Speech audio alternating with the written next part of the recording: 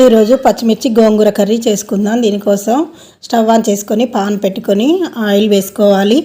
Oil వేడైన తర్వాత ఆవాలు, మినపప్పు, శనగపప్పు వేసుకోవాలి. అలాగే అది వేగిన తర్వాత పచ్చిమిర్చి, వెల్లుల్లి, అలాగే సన్నగా కట్ చేసిన ఉల్లిగడ్డలను కూడా వేసుకొని కలిపి అలాగే పసుపు వేసుకొని ఉల్లిగడ్డల్ని మగ్గనివ్వాలి. బాగా ఉల్లిగడ్డలన్నీ వేగిపోయిన తర్వాత ఇప్పుడు కడిగి ఆరబెట్టుకున్న గోంగూరను కూడా వేసుకోవాలి.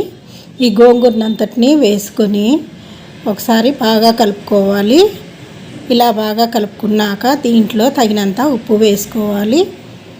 ఇప్పుడు మళ్ళీ కలిపి దీన్ని మూత పెట్టుకొని ఉడికించుకోవాలి.